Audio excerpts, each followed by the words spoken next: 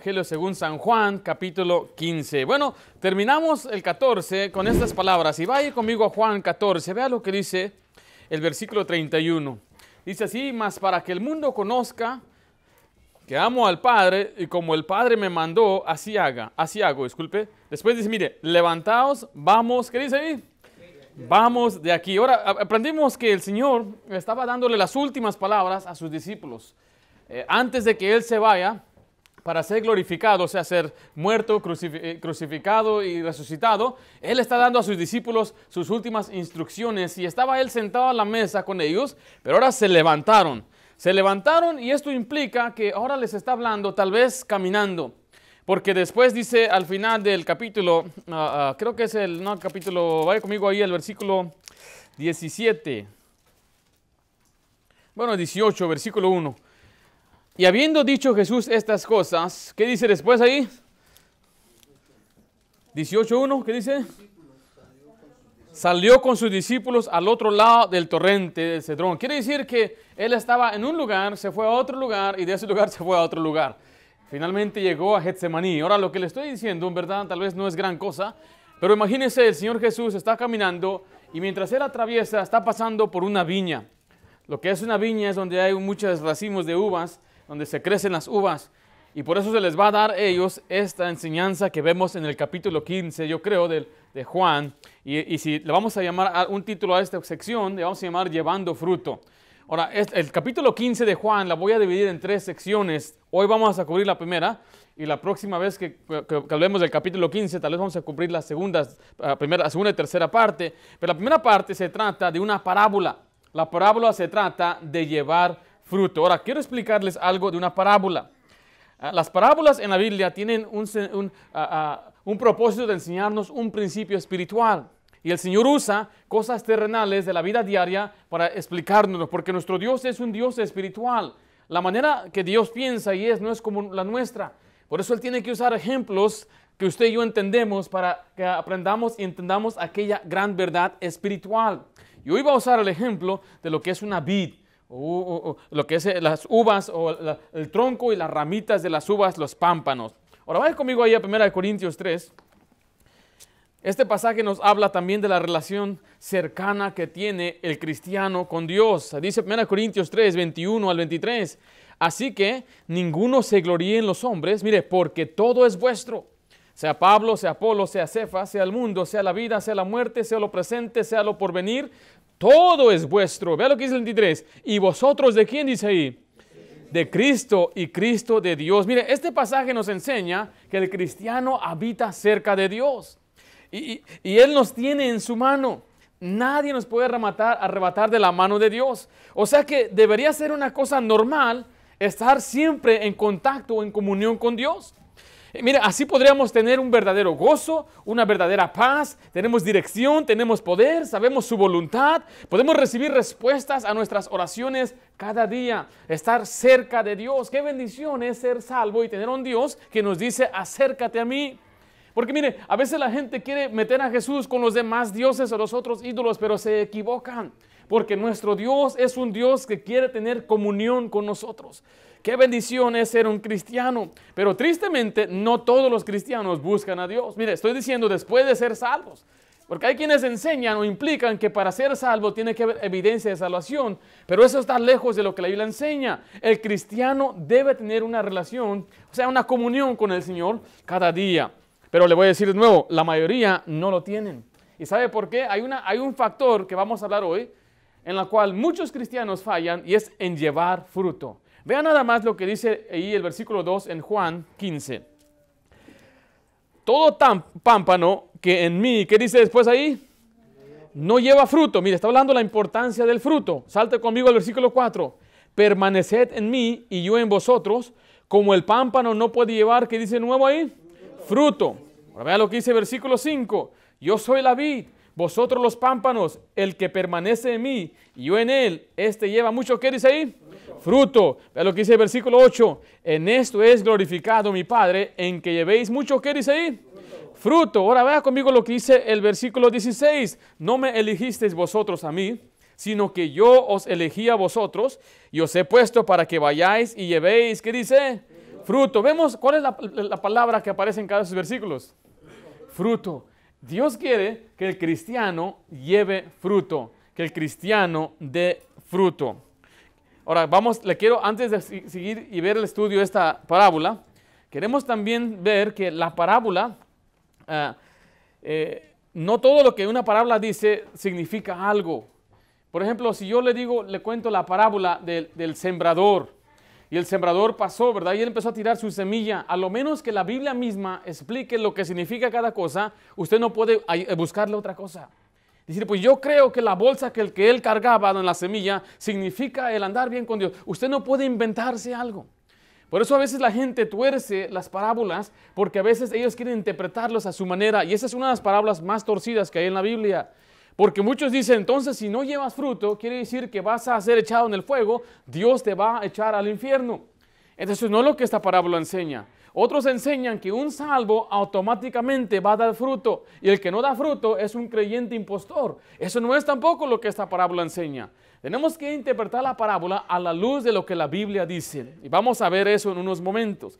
Ahora, mire, la palabra fruto aparece 8 veces en esta sección y la palabra permanecer 11 veces. Es importante que Dios quiere que permanezcamos en Él para llevar fruto. Ahora, el principal punto aquí es la comunión, el compañerismo y condición de hijo. Recuerden, no se trata de perder la salvación porque va a contradecir todo lo que ya Juan ha escrito hasta este momento y vamos a ver también eso. Escriba ahí en primer lugar, Dios espera que demos fruto. Dios espera que el cristiano dé fruto. Voy a leer lo que dice Juan 15, del 1 al 3. Yo soy la vid verdadera y mi Padre es el labrador. Todo pámpano que en mí no lleva fruto, lo quitará. Y todo aquel que lleva fruto, lo limpiará para que lleve más fruto. Ya vosotros estáis limpios por la palabra que os he hablado. Ahora, aquí Jesús afirma ser la vid verdadera. Y esto es porque Israel se llamaba antes la vid. Ahora él dice, yo soy la vid verdadera. Una y otra vez en este libro, Jesús afirma ser la verdad. Él dijo que era la luz verdadera en Juan 1.9. Él dijo que Él era el verdadero pan del cielo en Juan 6.32. Él dijo que era el camino y la verdad y la vida. Y es más, Él dijo que su palabra es verdad. Jesús es la vid verdadera. El Padre es el labrador, es el que trabaja en la vid, el que la poda, el que la limpia. Ahora, entonces, ¿quiénes son los pámpanos que habla el versículo 2? ¿Quiénes son ellos? Bueno, el versículo 5 nos explica eso. Si lee Juan 15.5, dice, yo soy la vid. Después, ¿quién dice quién son los pámpanos? Vosotros, o sea, los discípulos de Cristo son los pámpanos. Ahora, ¿qué es un pámpano? Ahora, ¿qué es una vid? Aquí está hablando de un arbusto. La vid es como el tronco para que se me explique. Y los pámpanos son las ramitas que salen. Él está diciendo, yo soy aquel tronco que sale de la tierra y ustedes son las ramitas. Las ramitas son las que después dan el fruto, las uvas. Y Él les está enseñando que Dios espera que los pámpanos, usted y yo, las ramitas, demos fruto. ¿Qué hace el labrador cuando una rama no da fruto? La corta o la puede podar. Si está dando fruto, también la poda. Podar significa limpiar. Y esa fruta, no sé si alguna vez usted ha visto un árbol que lo cortan, no le quitan las ramas, pero sí lo están podando, le cortan unas partes. ¿Sabe para qué es? Para que dé más fruto. La limpian para que dé mejor fruto. Entonces el Señor está diciendo aquí que Él espera que usted y yo demos fruto. Pero vea lo que dice el versículo 8. En esto es glorificado mi Padre, en que llevéis, ¿cuánto fruto dice ahí? Mucho fruto. Y seáis así salvos. ¿Así dice ahí? ¿Y seáis así salvados del infierno? No. ¿Y seáis así qué? Mis discípulos. Recuerde que este pasaje trata de discípulos. El Señor dice, el que es un discípulo maduro, no un cristiano, un salvo, un discípulo maduro se va a interesar por llevar fruto. ¿Y cuánto fruto? Mucho. Mucho. ¿Con qué propósito? ¿Qué vimos ahí? ¿Qué dice el 8? Para que el Padre sea glorificado, para que el Señor sea exaltado. Ahora, la pregunta que vamos a contestar es, ¿cuál es este fruto? Porque yo he escuchado mucha gente dar diferentes puntos o opiniones de lo que es este fruto, pero recuerde, la Biblia misma se explica. Escriba ahí en primer lugar, este fruto son las almas salvas. Este fruto son las almas salvas. O sea que Dios quiere que usted produzca a otros cristianos. El fruto de un cristiano es otro cristiano. Un árbol de naranja, ¿qué produce? Naranjas. Un jitomate, ¿qué debe producir? Jitomates. ¿Y un cristiano qué debe producir? Cristianos. ¿Un ser humano qué produce? Otro humano, ¿verdad que sí? Es muy sencillo, por eso Dios usa esta ilustración tan sencilla. Está diciendo, quiero que usted, ahora que es salvo, ahora que es mi discípulo, vaya y lleve mucho fruto. El Señor quiere que llevemos fruto. Ahora, lo que no es este fruto, porque vamos a ver lo que es este fruto. La Biblia menciona la palabra fruto a través de todas las Escrituras. Por ejemplo, el primer fruto que se menciona en la Biblia es el fruto de dar hijos.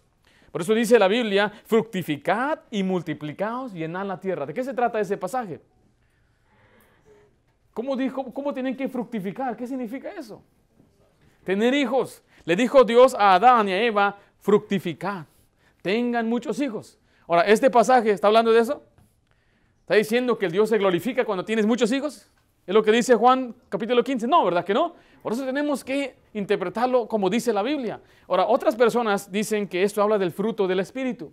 Note lo que dice Gálatas 5, 22, 23. Mas el fruto del Espíritu es amor, gozo, paz, paciencia, benignidad, bondad, fe, mansedumbre, templanza. Contra tales cosas no hay ley. Y dice, mira, un cristiano debe llevar fruto, debe dar amor, debe dar paz, paciencia. Espera un momentito. Gálatas 5 nos dice que de quién es este fruto. ¿De quién? Del Espíritu. No es el fruto del cristiano, es el fruto del Espíritu Santo. ¿Cómo yo puedo producir este fruto? Andando con el Espíritu, orando, pidiendo al Señor que le dé crecimiento y que le llene el Espíritu Santo. Eso no tiene nada que ver con Juan capítulo 15. Otras personas dicen que es el fruto, es llevar buenas obras. Ahora, quiero decirle que sí. El fruto que uno recibe es el producto que uno recibe de portarse bien. Por ejemplo, dice Gálatas 6:7, no os engañéis, Dios no puede ser burlado, pues todo lo que el hombre sembrare, eso también, ¿qué dice? Segará. Entonces, sí, hay fruto en nuestras obras, pero este pasaje no habla el fruto de nuestras obras. Este pasaje habla el fruto de las almas perdidas. Es más, Jesús ya había hablado acerca de ser la vid. Dice Juan 12, ¿lo tienen ahí? Juan 12, 23.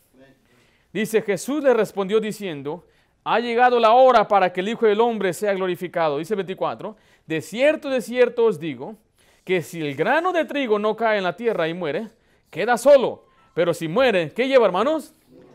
Lleva mucho fruto. Entonces, ¿qué se trata esto? Esto se trata de dar vida por medio de la vid. Entonces, no se trata de dar fruto del Espíritu, no se trata de hacer buenas obras para que Dios nos dé buen fruto, no se trata de tener hijos, se trata de evangelizar y dar vida por medio de Jesucristo. Por ejemplo, si Jesucristo nos dio vida a nosotros, por eso Él dice que Él vino a morir para que muchos tengan vida y Él va a dar mucho fruto. Ahora ese mismo fruto son las almas salvas. Y ahora el Señor dice que quiere que nosotros vayamos y también llevemos fruto. Podemos entonces concluir solamente con estos pasajes que este fruto es almas salvas, que gente conozca de Cristo. Pero bueno, si de todos modos hay duda, veamos lo que dice Proverbios 11:30. El fruto del justo es árbol de vida. ¿Y qué dice la siguiente frase? Y el que gana almas es sabio. Nosotros utilizamos la frase ganar almas como guiar a una persona a Cristo. Cuando usted le explica o le predica el Evangelio, aquella persona cree y recibe a Jesucristo. Nosotros llamamos ganar una alma. El que la salva es Dios, pero Dios nos usó a nosotros para guiarlos a Cristo. Y Dios nos dice, a nosotros nos da recompensa por ello. Entonces, mire, el Señor anhela mucho fruto. El Señor quiere muchas almas. Que mucha gente escuche el mensaje de la salvación y que confíen en Cristo. Vea lo que dice en Romanos capítulo 1. Aquí vemos la meta de Pablo, el más grande de los misioneros, yo creo, que anduvo sobre la faz de la tierra. Veamos cuál era su deseo de él. Dice así Romanos 1:13, pero no quiero, hermanos, que ignoréis que muchas veces me he propuesto ir a vosotros, pero hasta ahora he sido estorbado, para tener también entre vosotros algún, ¿qué dice ahí? Fruto, como entre los demás gentiles. Y quiero compararle lo que dice Romanos 16:5 con ese fruto. Pablo habla de gente. Romanos 16:5 dice así, saludad también a la iglesia de su casa, saludad a Epeneto, amado mío, que es el primer, ¿qué dice ahí? Fruto de Acaya para Cristo. Aquí Pablo está diciendo que él fue a un lugar llamado Acaya y él habló con un hombre llamado Epeneto. Y Epeneto confió en Cristo como Salvador y dice, él es el primer fruto. Vea lo que dice también 1 Corintios 16:15.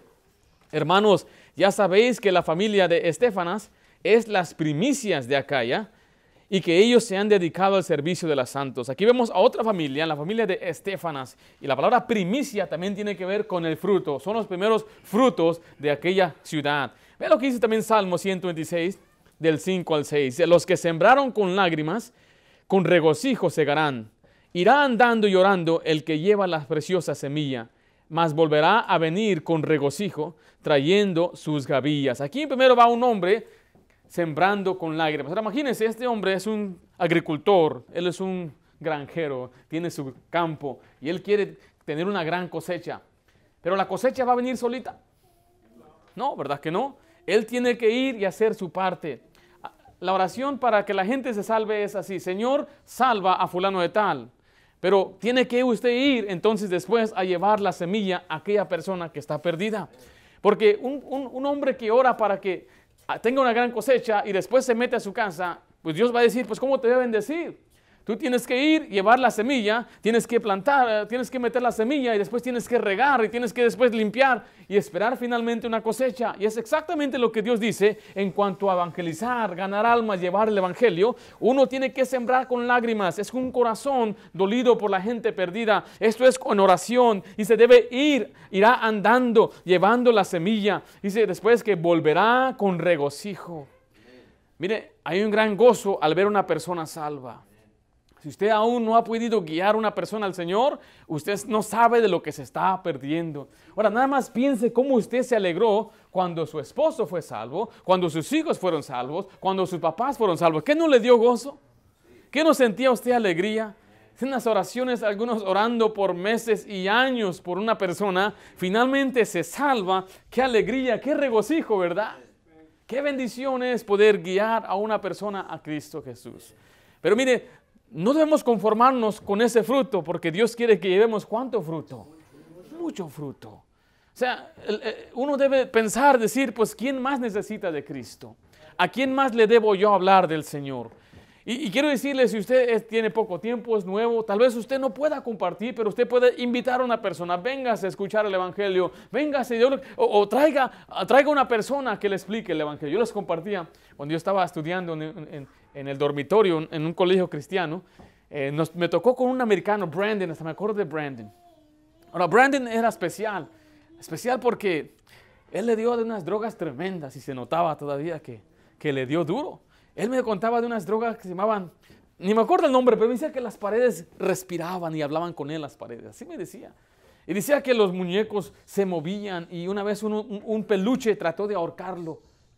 Y digo, él dice, yo no sé si era imaginación o qué estaba pasando. Dice, desde ahí el Señor lo sacó a él.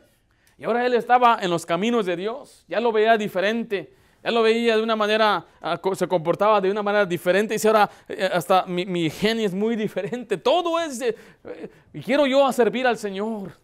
Y me decía, oye, yo quiero compartir el Evangelio a mis amigos. Y le dije, pues ¿sabes qué? ¿Por qué no los traes? Y este muchacho, en un lapso de un mes, yo creo me trajo más de 30 muchachos ahí a la propiedad del colegio para que les compartiera el Evangelio. Y todos los que me traían güeros, él era güero, y me traía puros americanos, algunos grandes, bien altos. Y le decía, ven, escúchale, él te quiere algo importante que decir. Y todos eran los amigos con que él creció. Y cada uno de sus amigos fue salvo. Al menos todos los que él me trajo. Y él tenía esa intensidad que todo mundo conociera del Señor. Y ese debe ser nuestro deseo. El Señor nos recompensa por trabajar y predicar el Evangelio. Dice 1 Corintios 3, del 5 al 8. ¿Qué pues es Pablo y qué es Apolos? Servidores por medio de los cuales habéis creído. Y eso según lo que a cada uno concedió el Señor. Mire lo que dice el 6. Yo planté, Apolos regó. Está hablando de nuevo como de fruto, ¿verdad? De plantas. Pero el crecimiento lo ha dado, ¿quién dice ahí? Dios. O sea que la obra de evangelizar es de Dios. Dios quiere que alguien plante, que alguien riegue. Pero ¿quién hace la obra finalmente? Dios, dice el 7. Así que ni el que planta es algo, ni el que riega, sino Dios que da el crecimiento. Y el que planta y el que riega son una misma cosa, aunque cada uno recibirá su recompensa conforme a su resultado. Dice ahí, conforme a las almas que guió, conforme a qué, su labor. Porque mira, hay gente que quiere apachurrar los esfuerzos de los ganadores de almas. Están diciendo, pues usted está desperdiciando su tiempo. ¿Cuánta gente ha llegado a su iglesia? Bueno, mi trabajo no es trabajar en los corazones de la gente, es el trabajo de Dios. Porque ¿a cuántos de nosotros se nos habló y como que entraba por un lado y salía por otro lado? Pero hasta que el Señor dio el crecimiento, fue cuando nos convenció, y es que se produció la fe para creer. O sea que cuando salgamos a evangelizar, nuestro trabajo es nada más dar la palabra. Si la persona la recibe y acepta, qué bendición. Si no, allá ellos, pero Dios va a recompensar la labor de cada persona. Supongamos que usted diga, yo voy a ir a evangelizar, o voy a compartirle con fulano. Y usted piensa que su primo va a estar tan emocionado como usted. Le dice, primo, quiero hablar con usted. Mira, Pancho, el Señor murió por ti, derramó su sangre, y usted le presenta todo lo que ha aprendido. Y le dice a su primo, no, primo, sácate con tu religión. Y usted se puede ir desanimado a su casa y decir, no quiso escuchar el primo. Pero la ley dice que usted ya recibió recompensa por su labor, por el trabajo que usted hizo. Tal vez usted plantó la semilla y el Señor va a trabajar en ella. Alguien más va a regar. Alguien más le va a hablar de Dios después. Finalmente, él va a creer porque el crecimiento, ¿quién lo da? Dios lo da. Yo le he compartido de algunos ejemplos en nuestra vida, pero uno de ellos que es muy, muy grande para mí es un primo hermano de mi papá. Para mí era como un tío. Antes que papá fuera salvo, todos los fines de semana iban a la casa de un tal Adrián. Y ahí llegaban, no estoy exagerando, unas 50 personas cada semana. Fiesta cada fin de semana. Y ahí estaban ahí todas las tardeadas, ahí ya después en la tarde sacaban los cigarros y las cervezas, los hombres allá, las mujeres por allá. Y esa era nuestra rutina cada semana. Se oía la banda ahí, Ramón allá en el fondo, allá, nosotros jugando a las escondidas. Pero de pronto mi papá acepta a Cristo y dice, mi vida va a cambiar. Dejó de frecuentar a las fiestas y algunos de los primos y amigos y todos los que iban ahí se quedaban como atónitos. ¿Y qué pasó, primo? ¿Por qué haces eso? Y me acuerdo mi papá hablando con Adrián. Me acuerdo muy bien, es muy vívida esa experiencia. Y Adrián decía, oh, qué bueno, Jorge, que tú encontraste religión. Qué bueno. Pero yo no, tú sabes, yo no puedo seguir. Y uno de ellos era el primo hermano de mi papá. Y me acuerdo que el primo de mi papá sacó el cigarro para afuera. Y dijo mi papá, no, aquí en esta casa ya no se fuma. Dijo, yo siempre he fumado aquí, primo. No, aquí en esta casa no se fuma. Si quieres, vamos afuera. Yo los veía, salía yo a verlos y miraba que estaban en la esquina, ahí a la banqueta, por la carretera. Mi primo enojado con mi papá. Y le decía, mira, primo, ¿sabes por qué mi mamá y tu mamá se llevaban bien? O tu abuelita y mi abuelita, disculpe. Porque por el lado de mi papá eran cristianos y por el lado de mi mamá, de mi tío, aquel eran católicos. Decía, ¿sabes por qué se llevaban bien? Porque nunca hablaban de política y nunca hablaban de religión. Y dice, tenía una decepción, dice, primo, me decepcionas. Se fue, papá cuenta que él estaba triste. Pero pasaron más de 20 años, yo creo. Cuando veo a un hombre allá atrás, ya un poquito más grande, se parecía al primo de mi papá. Tenía una esposa y unos hijos. Y si era él, era él. Y él después le decía a mi papá, mire, yo no pude dejar de pensar lo que tú me habías dicho. Y a través de los años, tardó más de 15 años para que el Señor obrara. Pero él puso la semilla. Él puso la semilla, alguien más regó, otra persona regó, después otra persona siguió regando hasta que finalmente Dios dio el crecimiento. Pero ¿sabe quién tiene recompensa de eso? El Señor va a recompensar a mi papá por eso. El Señor va a recompensar a cada uno de nosotros por compartir la palabra, por dejar una semilla, por dejar una persona pensando, por dejar una persona dudando tal vez de las cosas que está haciendo en su vida. El Señor bendice, qué bendición. El Señor quiere que llevemos fruto. ¿Quiénes son el fruto? Son las almas perdidas. Pero letra B escribo ahí el pámpano que no lleva fruto. ¿Qué va a pasar con ese pámpano? El Señor dice que lo quitará. Ahora esto no tiene nada que ver con la salvación, le vuelvo a repetir. Dice así Juan 15, versículo 2, todo pámpano que en mí no lleva fruto, ¿qué dice después ahí? Lo quitará. El no llevar fruto es desobediencia a Dios. Lo va a quitar. Le va a quitar la oportunidad de servirle. Ve lo que dice Juan 15, 6.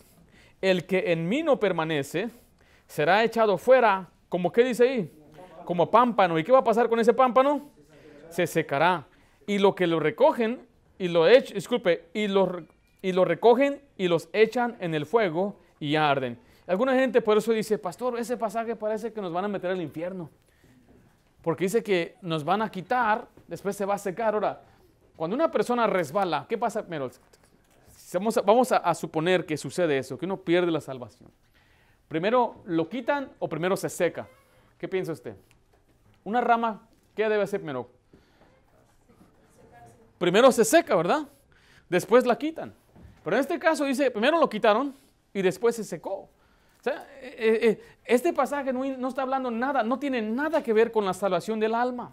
¿Sabe por qué? Porque hay millares de versículos que nos dan una seguridad por la fe en Jesús, empezando con Juan 3:16, porque de tal manera amó Dios al mundo que ha dado a su Hijo unigénito para que todo aquel que en él cree no se pierda, mas tenga. Entonces Juan se contradiciría si le dijera ahora en el capítulo 15, bueno, parece que Juan se está contradiciendo. También Juan 5:24 dice, de cierto os digo que el que oye mi palabra y crea al que me envió, tiene vida eterna y ha pasado de muerte a vida. Juan 6:27 nos dice que Jesús nos da una comida que da vida eterna. Juan 6:40 dice que la voluntad de Dios es que creamos en Jesús para vida eterna. Juan 6:40 dice que el que cree en Jesús tiene vida eterna. Juan 7:37-39 dice que Cristo nos ofrece una agua que suple nuestra necesidad espiritual, o sea, la salvación. Juan 8:12 dice que Él es la luz del mundo y que el que cree en Él no va a andar en tinieblas. Juan 8:51 dice que nunca veremos la muerte. Juan 10:9 dice que Jesús es la puerta y el que por Él entrara será salvo. Juan 10:27-29 dice que nadie nos puede arrebatar de la mano de Cristo. Y Juan 11 nos dice que Él es la resurrección. El que cree en Él, aunque esté muerto, vivirá. Entonces vemos que a la luz de las Escrituras y el contexto del libro de Juan y de toda la Biblia, no está correcto decir que una persona pierde salvación por no dar fruto. Imagínense, vimos que no dar fruto, el dar fruto es ganar almas. ¿Cuántos de nosotros aquí no evangelizamos? Ya perdió la salvación, hermano. Que es absurdo. O sea, sí deberíamos hacerlo, pero no es una condición para ser salvo. Este pasaje, le vuelvo a repetir, nos demuestra que a Dios le molesta cuando un cristiano es desobediente. ¿Cuál es la alternativa a predicar el evangelio? Si Dios nos mandó a predicar el evangelio, ¿cuál es la alternativa? Yo puedo buscar un diferente trabajo para Dios, para suplementar. Algunos piensan que al dar dinero, bueno, con tal de que yo dé dinero a los misioneros, yo creo que estoy haciendo mi parte. Ahora, quiero decirle que sí, el Señor nos va a dar fruto a la cuenta de los misioneros cuando damos a misiones. Pero Dios quiere que personalmente vayamos y predicamos el evangelio. Ahora, mire, vamos a ver letra C, el pámpano que lleva fruto lo limpiará. ¿Qué pasa con el pámpano que no lleva fruto? El Señor lo va a descalificar, le va a redarguir, le va a quitar la oportunidad de evangelizar. Ahora, podemos poner muchas excusas de por qué no vamos a ir. Ahora, nosotros tenemos un programa como iglesia, pero usted también lo puede hacer aparte del tiempo de la iglesia. O sea, lo puede hacer en su trabajo, algunos que van a la escuela, algunos que van al trabajo, ya dije el trabajo, pero otros que van en el vecindario, sus familiares. Usted puede compartirle el evangelio a toda persona. ¿Qué va a pasar con la persona que sale a evangelizar? Bueno, dice Juan 15:2, todo pámpano que en mí no lleva fruto lo quitará. Pero vea la siguiente frase, y todo aquel que lleva fruto, ¿qué hace el Señor? Lo limpiará para que lleve más fruto. O sea que el Señor dice, cuando una persona es nueva, lo que Dios quiere es que salga a evangelizar. ¿Qué va a hacer cuando salga a evangelizar? ¿Qué va a hacer Dios? Lo va a limpiar. Mire, yo he visto a personas que en cuanto son salvos, empiezan a salir. Y no saben ni qué decir, no saben ni nada. Todavía tienen sus malas palabras y hasta cuando dicen a la gente, mira, acá está bueno el show. Yo he escuchado a algunos decir, ven a ver el show, está bueno. Y de un momento no se dice show, les estamos explicando ya después. Tienen sus modismos, sus palabras, y no, fíjate acá, y se les sale de vez en cuando. Queremos que la gente venga. Algunos le ponen reglas a la gente para evangelizar. No, mira, tienes que vestirte así. No, véngase tal como usted es y como está. El Señor le va a limpiar. Mira, hay algunas cosas que el Señor, alguna gente que no ha sido cambiada, ¿sabe qué le hace falta? Salir a evangelizar. Le va a dar un celo por el Señor. Y dice, yo andaba igual que eso y nada más cómo nos habla. Usted va a ver que, bueno, a lo menos si viene con su servidor, nosotros vamos a quien nos atraviese. Nosotros ya estamos hablando con dos que estaban ahí, no querían nada. Pero ¿sabe por qué? Porque ahí te cargaban unas cervezotas grandotas ahí. Ahora ahí sí le digo, hermano, a los que están tomando no les hablamos. Porque no están en todos sus sentidos para poder escuchar el evangelio. Pero ahí en adelante no importa lo que esté haciendo aquella persona. Está limpiando su carro, si son unos pandilleros, si están tatuados, si tienen la cara marcada. Porque hoy en día es la moda, hermanos. Parece que se pone un mapa en la cara así, esa es la moda de ellos. Algunos tienen una letra muy grande acá atrás, la S Santana. El primero que yo evangelicé aquí se llama Rubén y vivía allá, lo encontramos en la Mini, un vecindario medio tremendo. Fue el primer muchacho a quien yo le hablé de Cristo. Y sabe que alguien ya había plantado la semilla en él. Había estado asistiendo a una iglesia llamada Salvation Army, pero en la iglesia Salvation Army no le hablaron de salvation, no le hablaron de la salvación. Y él ahí recibió al Señor. Y este muchacho tenía tatuajes encima de las cejas, como que siguen las cejas. No sé, ese estilo a alguien les gusta. Y tenía tatuajes en su cara, en todo su brazo. Me topé con un muchacho que se llamaba Ariel. Me acuerdo muy bien su nombre porque Ariel, ese nombre está, no sé, se me hacía como de mujer, ¿no? Pero por eso me acuerdo de él. Y él estaba ahí recargado en esa silla de plástico. Esas las de patio, esas que se quebran fácil. Andaba recargado. Y pasaron algunos hermanos de nuestra iglesia. Y yo pasé, yo no me acuerdo con quién andaba, creo, andaba con una de mis hijas y le empecé a hablar, what's up, man? Y él andaba fumando un cigarrito especial, para que me entienda. Y ya estaba acabando su cigarrito. Y le compartí el evangelio. Y aceptó a Cristo. Y él me dijo eso, ¿por qué me hablaste? Era un hombre delgado, tenía una camisa de resaque.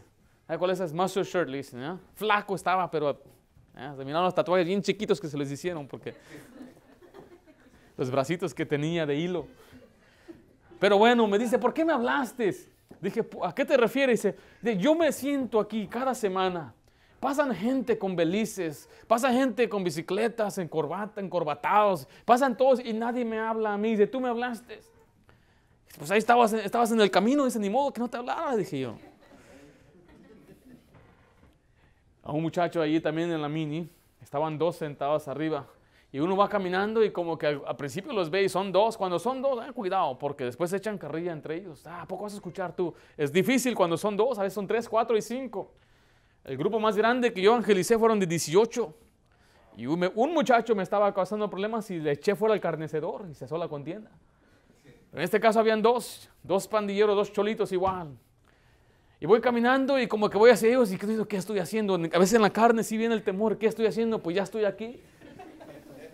Ya me vieron, yo los vi y les invité a la iglesia y les empecé a hablar del evangelio y les hice la pregunta, si llegaras a morir ahora mismo, ¿estarías seguro de ir al cielo? Y él me dijo, un momento, quiero hacerte una pregunta a ti. ¿Por qué siempre hacen esa pregunta? Aparentemente alguien ya había plantado la semilla en él. Había otra iglesia bautista en el área y ya les había hecho esa pregunta. Le dije, ¿sabes por qué? Le llevé a la Biblia en Hebreos. Dice la Biblia que está establecido que el hombre muera una sola vez y después de esto, juicio. Dije, tú puedes morir en cualquier momento. Y para ellos la muerte, oh yeah man, I'm a gangster. O sea, ellos no saben si van a vivir hasta los 20 años. Hay muchachos que me han dicho a mí, yo no voy a llegar a los 21. Ellos me han dicho así. Yo no sé si voy a llegar a esa edad. Entonces le abrieron los ojos como tecolote cuando vio eso y le compartí el evangelio a él y a su otro amigo. Y quiero decirle que muchas veces los que usted y yo juzgamos o pensamos que no quieren son los que después sirven al Señor. Nada más véase usted. Ve cómo el Señor a veces nos alcanza, pero requiere que venga alguien y alguien le diga y que no tenga miedo. Y tal vez no, el resultado no va a estar allí en ese momento, va a llegar meses, años después. Por eso no se frustre, quienes se quieren frustrar y quienes apagar nuestro deseo y intensidad de ir a evangelizar. Regresamos y dice, no pasó nada, nadie recibió, nadie viene, no tuviste un invitado el domingo, ¿dónde está el que te prometió que iba a llegar? Mire, no se desanime porque el agricultor tampoco regresa con el fruto el día que lo planta. A veces dura hasta semanas, meses para que venga aquel gran fruto. Ya cuando vemos a aquella persona ser salva, ¡qué bendición! Pastor, yo quiero. Algunos dicen, yo quisiera, pastor, pero soy tímido. ¿Tímido y con 5 hijos? Sí, pastor, soy tímido. ¿Tiene trabajo? Sí. ¿Cómo lo consiguió? Pues hablando. Sí quiero, pastor, pero me da miedo. Eso es normal, eso es común. La mejor manera que alguien me lo explicó es, piénselo como cuando se sube en la montaña rusa. ¿A alguien le gustan los juegos esos duros? ¿Sí les gusta? ¿Sí? No, hermana, usted no. ¿Cuántos años tiene, hermano, el primero que se subió? Usted. Hermano Benito.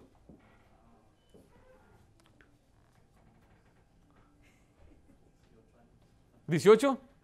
¿Sí? Hermano, ¿tú subes? ¿Sí te gustan? ¿Cuántos años tenías? ¿Ya te has subido? Sí. You never gone on any roller coaster? Sí, ok. ¿Cuántos años tenías la primera vez que te subiste? 8 años, ok. Está bueno el ejemplo aquí. Entonces, mire, ¿tú querías subirte? Ahora, ¿tenías miedo? No tenías miedo, nada de miedo. No tienes nada de miedo. Nada, no. You're fearless. Estabas listo a morir. ¿Tú sí? ¿Más o menos? La primera vez que yo me subí a uno de esos juegos yo tenía 12 años. Y yo me quería trepar, pero mi corazón corría.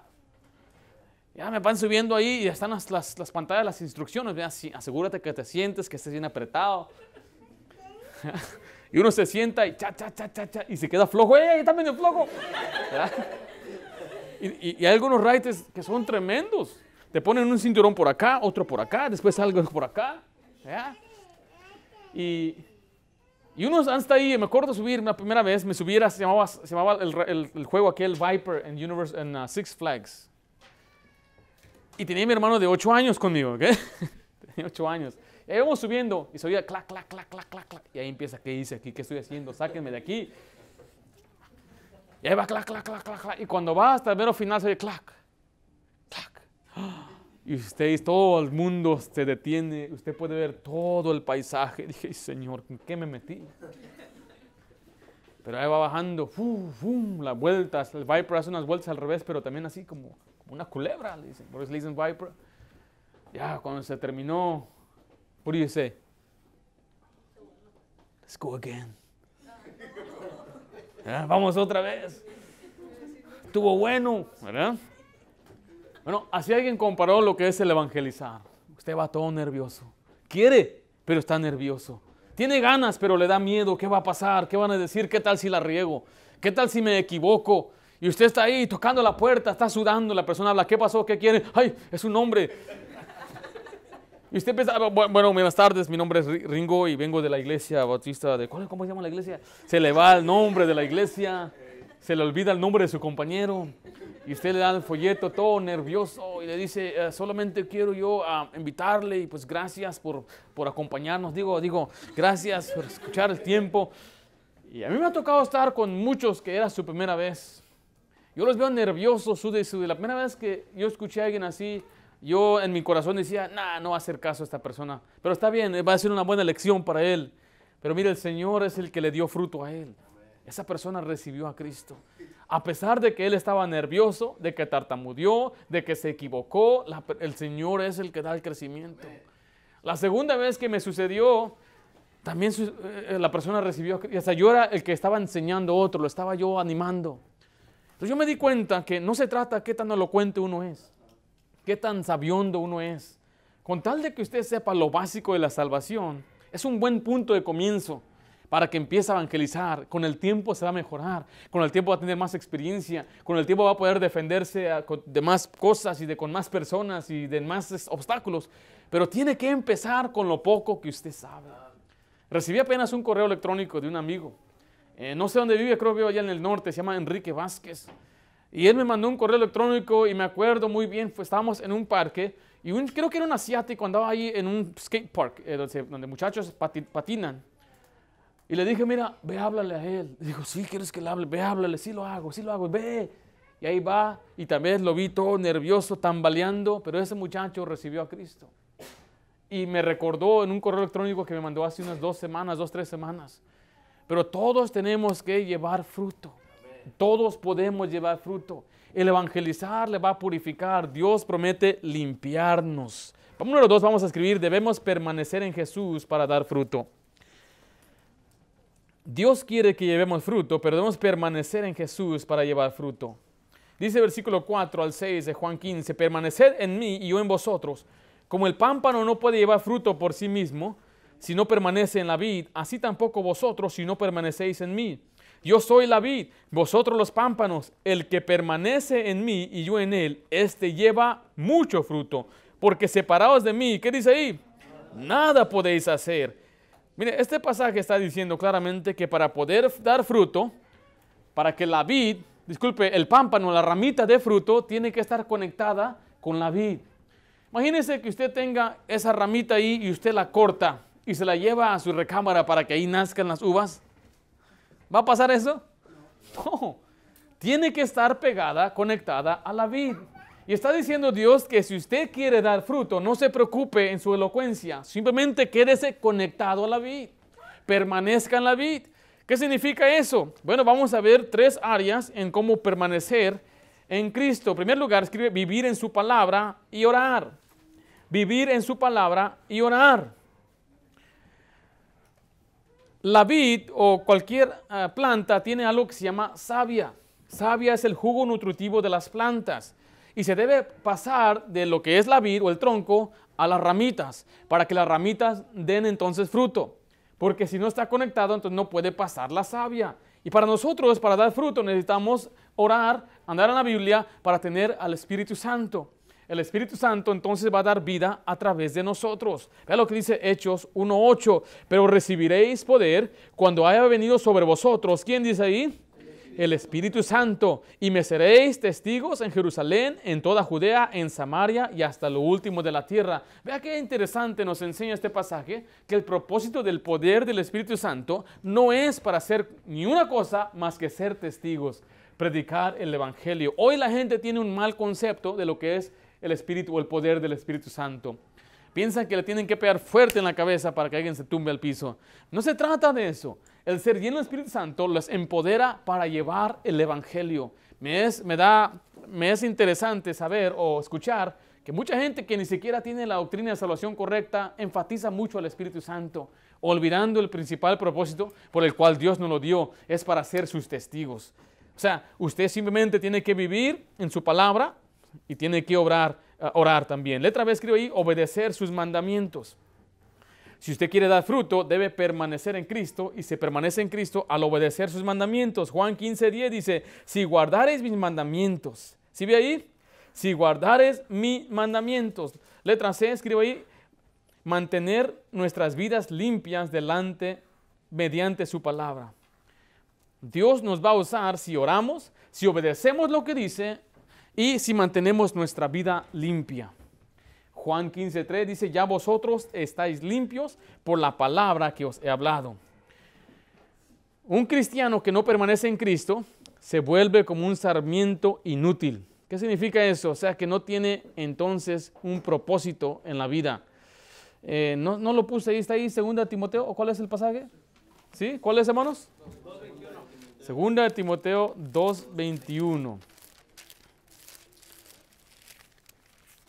Si usted quiere que Dios le use para dar fruto, tiene que limpiarse. 2:21 dije. Dice, así que si alguno se limpia de estas cosas, será instrumento para honra, santificado. Vea la siguiente frase, útil al Señor y dispuesto, ¿para qué dice ahí? Para toda buena obra. Si usted quiere dar fruto, Dios solamente usa vasos limpios. No está hablando de ser perfecto. Estamos hablando que nuestro estilo de vida refleje una que es digna del Señor, confesar nuestros pecados cada día. Confiese sus pecados y pida al Señor que le limpie con tu sangre de todo lo que ha hecho usted cada vez. Cada día. ¿Usted peca cada día?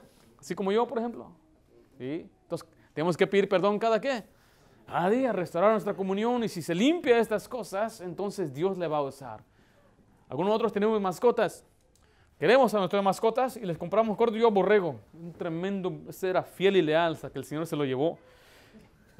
Pero a él le comprábamos sus propios, ¿cómo se llama? Platitos. Y ahí tenía su agüita. Ahora, ¿quién de ustedes, con todo el cariño que tiene su mascota, usaba ese plato para usted? No, ¿verdad que no? Porque está sucio, ¿sí? Su perro es sucio. ¿No le lava la boca? Dicen que la boca del perro es más limpia que la computadora que usa en su casa. ¿Quién sabe si sea real? Pero usted no usaría porque dice, bueno, ese es un vaso, no es para honra. Ese vaso es para algo más bajo, está por debajo de mí, para un animal. Usted lo que hace mejor es, va a los gabinetes de su cocina y ahí saca los platos Ya la había lavado y están limpios. Y a veces hasta algunos se le pasan una vez más para que quite cualquier polvo que tenga. El Señor va a hacer lo mismo. ¿Usted cree que el Señor va a querer usar a una persona que vive en su pecado y es sucia para que dé fruto? Y esa es la razón, yo creo, por qué mucha gente no sale a evangelizar, porque dice, pues estoy mal con Dios. ¿Qué le voy a decir a la gente? Tiene razón. Por eso el Señor dice, límpiate. Tienes que limpiarte. El Señor nos limpia con su palabra. Y si usted está dispuesto a ser usado, entonces Dios le va a usar, pero Dios quiere que estemos limpios. Ahora, recuerda que el cristiano que no permanece en Cristo se vuelve en algo inútil para Dios. Por eso el Dios dice que Él lo echa fuera. Y Dios, lo que se echa afuera, los hombres que hacen con él, lo echaban a quemar, porque ya no sirve para nada.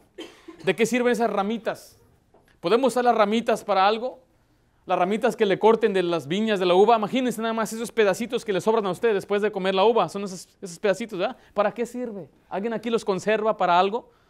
No, no sirve para hacer de perdida para limpiarse los dientes, no, ¿verdad que no? No sirve para nada. ¿Qué hace con esas ramitas? Esa es la basura. Y Dios dice, ¿cómo yo voy a usarte si no estás limpio, si no estás conectado? Es mejor te voy a echar para afuera. Ahora el Señor no lo va a mandar al infierno, pero vea lo que dice 1 Corintios 3, 12 al 15.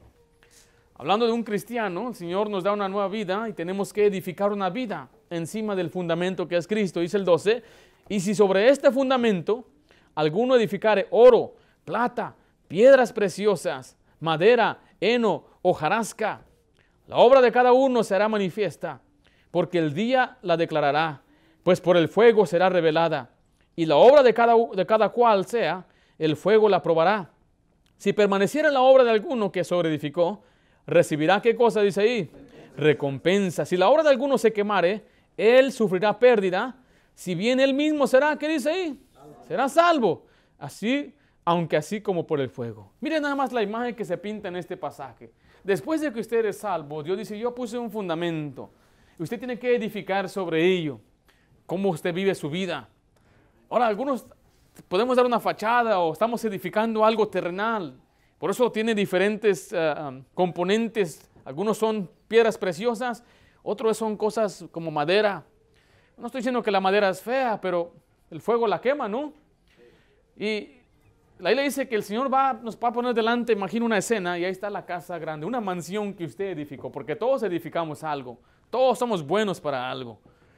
Y usted y yo tal vez tenemos la idea, yo fui bueno en mi trabajo, mira, edifiqué este gran negocio, una casa enorme, un edificio enorme, pero ahí viene el fuego, el juicio de Dios, y empieza a revelar desde los motivos, si la obra fue hecha para Dios. Dice, si fue hecha de piedras preciosas, van a permanecer. Pero si fue hecho de madera, hojarasca, tal vez como aquellos pámpanos secos, ¿qué va a pasar con esa obra? Se va a desaparecer.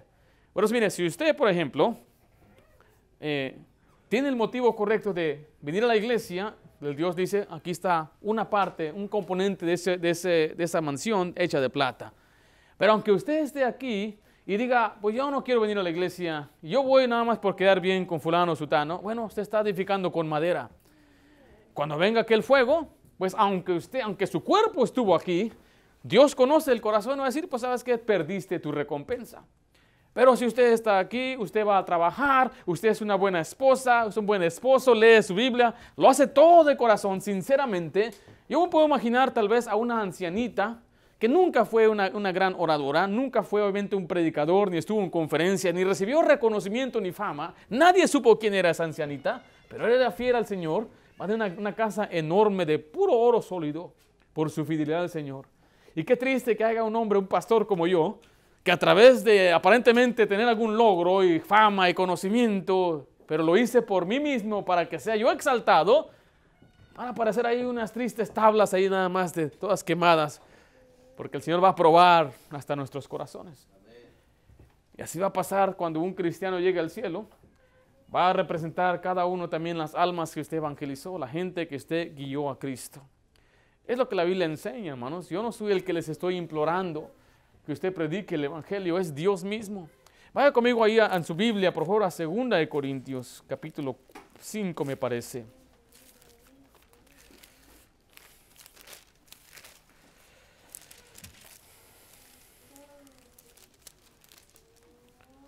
capítulo 5.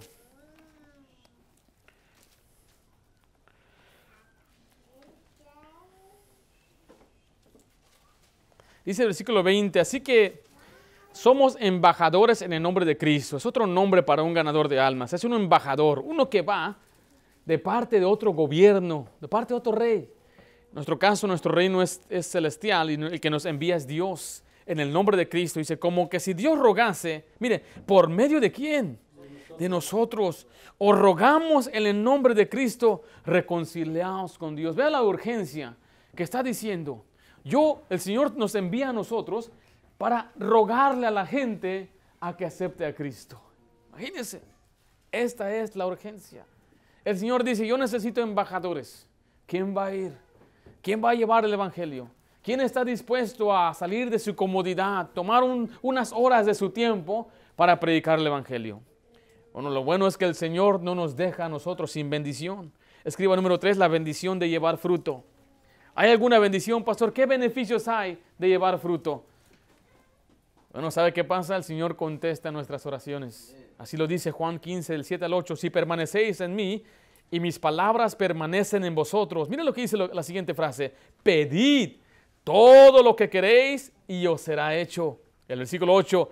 En esto es glorificado mi Padre, en que llevéis mucho fruto y seáis así mis discípulos. Ahí el Señor conecta el dar fruto, el permanecer en Jesús, como una promesa, una bendición que Él le va a dar a usted. ¿Cuál es la, escriba ahí letra A? La promesa.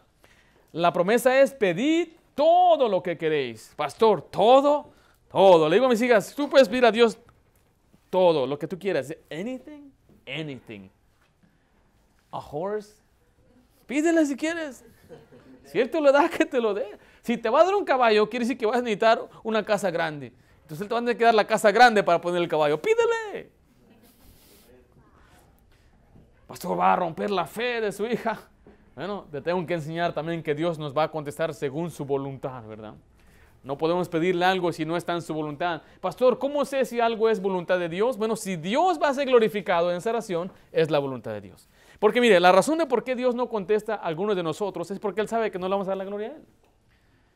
Aunque vayamos, Señor, te pido que me des esto. Y Él sabe el corazón de uno. Va a decir, no, en cuanto le dé este carrito, se va a ir a Tijuana cada sábado, cada domingo.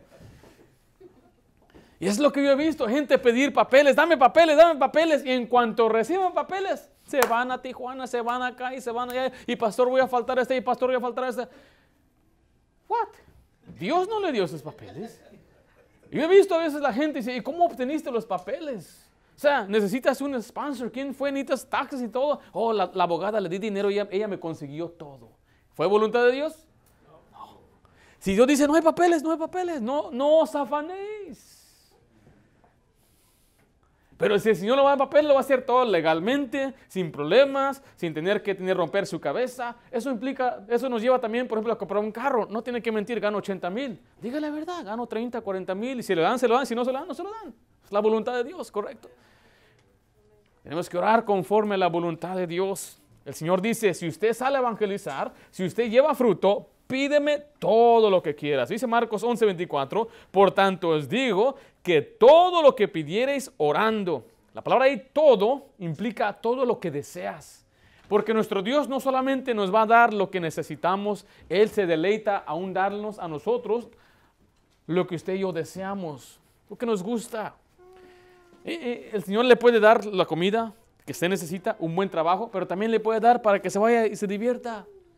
Señor, quisiera yo irme de vez en cuando. Señor, ¿es posible irme? No sé. Ya, ni puedo pensar dónde se me puede llevar. Quisiera yo ir de vacaciones. A ver, ¿dónde les gustaría ir? A mí me gustaría ir. ¿Les cuento? ¿A dónde? A Hawái, un ejemplo. A mí me gustaría. Yo siento bonito porque no hay culebras allá. Dicen que no hay ni una serpiente en ese paraíso. A mí me gustaba el lugar. A algunos les gusta ir por la ciudad, Francia.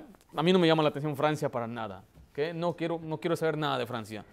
Pero me gustaría ir a paisajes, Irlanda, Hawái. Me gustaría ir a ver las montañas grandes o unas ballenas, algo así. Si a usted le gusta Francia, no se ofenda. Nada más es cada quien lo suyo. ¿Verdad? ¿Quieren ver los edificios viejos? Ustedes quieren ir a hacer eso. Algunos quieren ir a Israel. A mí me gustaría ir a Israel para nada más recorrer tal vez los caminos donde anduvo el Señor Jesucristo. Pero no estoy aferrado tampoco que si no voy, pues no voy. Pero yo creo que el Señor nos puede conceder esos deseos. Él nos lo puede dar. Así que ore, porque llegando el 2020 no va a poder volar, a lo menos que tenga una ID verdadera. Aproveche. Pero mire, el Señor nos dice, la promesa del que lleva fruto es, pide lo que quieras. Imagínese, uno que evangeliza tiene esa confianza. Y decirle, Señor, tú me dijiste que si yo llevo fruto, tú vas a darme lo que yo quiero. Yo te estoy pidiendo esto, tengo esta necesidad. Y el Señor va a ver, ese se está esforzando en lo que a mí más me interesa.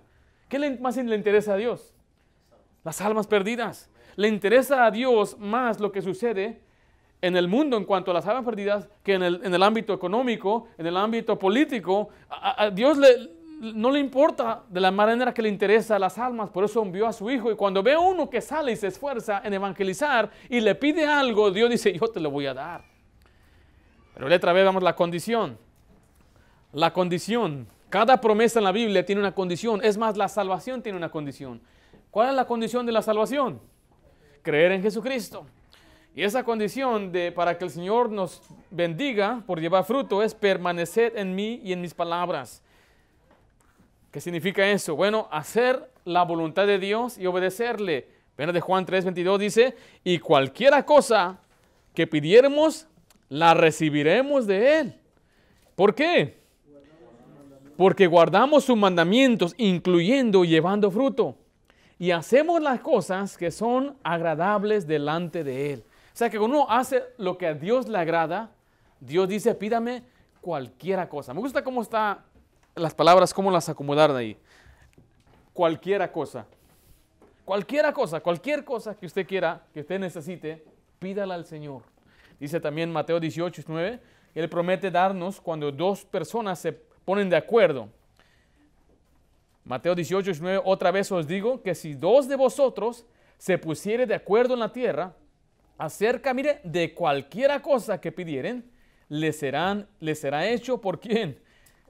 Por mi Padre que está en los cielos. Cuando dice que se pongan de acuerdo, no está diciendo, hey, ven, ora conmigo nada más, acompáñame. No, son dos personas que están cargadas por la misma cosa. Por ejemplo, dos padres se pueden poner de acuerdo por un hijo, porque los dos tienen la misma carga y están doliendo por su hijo o su hija, porque no anda bien o anda mal, o para que Dios les bendiga. Entonces se ponen los dos juntos. Por eso, esposos, oren juntos. Porque cuando usted y su esposa se ponen de acuerdo y oran juntos, ¿quién es el que lo va a hacer? Dios. Nuestro Padre Dios. ¿Qué cosa va a hacer? Cualquiera cosa. Vaya conmigo ahí a Juan 14, 13 al 14. Usted debe pedir en el nombre de Jesús, y todo lo que pidieres en el Padre, en mi nombre lo haré, para que el Padre sea glorificado en el Hijo. Si algo pidieres en mi nombre, yo lo haré. Juan 16, 24. Hasta ahora nada habéis pedido en mi nombre. Pedid y recibiréis, para que vuestro gozo sea cumplido. Y finalmente tiene que pedir con fe. Mateo 21, 22 dice, y todo lo que pidieres en oración, creyendo, ¿qué va a pasar, hermanos? Lo recibiréis. ¿Qué puedes pedir creyendo? Todo. Y todo lo que pidieres. Marcos 9, 23 dice, Jesús le dijo, si puedes creer, al que cree, todo le es posible. ¿Qué es una cosa que para usted parece imposible ahorita? Hablamos de papeles. Es imposible, pues, que me den papeles a mí me parece imposible. ¿Qué más parece imposible? Que cambie el corazón de una persona que usted ama, que le den un buen trabajo. ¿Usted cree que es imposible que le den un buen trabajo a usted? Que usted consiga, como dicen ya, un buen jale. ¿Es imposible? ¿Es imposible que Dios nos dé un edificio propio? ¿Es imposible o no es imposible? No, no es imposible, ¿eh? Ya nos hemos puesto de acuerdo para que Dios nos lo dé. ¿Está de acuerdo conmigo o no? El domingo ya lo llenamos hasta allá. Ya algunos hermanos les he dicho, hermanos, usted que ya tiene tiempo, vaya a ir afuera a ayudarme para que los nuevos estén aquí y no. ¿O no? ¿No me van a ayudar con eso? Si quieren yo me salgo, pues. Pero podemos pedirle al Señor algo que parece imposible en California. Muchas iglesias ya han optado, ya nosotros vamos a rentar por toda la vida. Ellos ya tienen en su mente, no queremos nuestro propio lugar porque es muy caro. Tal vez tenga razón, pero estamos limitando a nuestro Dios. ¿Qué es imposible? Que usted deje un vicio, que usted cambie. Eso puede sonar imposible. Dice ese odio jarocho, ¿has escuchado eso? Ese enojo, unos enojones. Hablamos del enojo el domingo a la noche, ¿se acuerda? Algunos orgullosos, ojos altivos, lenguas mentirosas, manos que derraman sangre inocente, pies que corren hacia el mal. El Señor todo eso lo puede cambiar en oración. Pero mire, recuerde, es la condición. Para que el Señor conteste sus oraciones requiere, hablando del contexto de nuestra enseñanza hoy, que usted lleve ¿qué? Fruto, que lleve mucho fruto. Vamos a seguir la siguiente semana con los siguientes 2 puntos. Vamos a orar.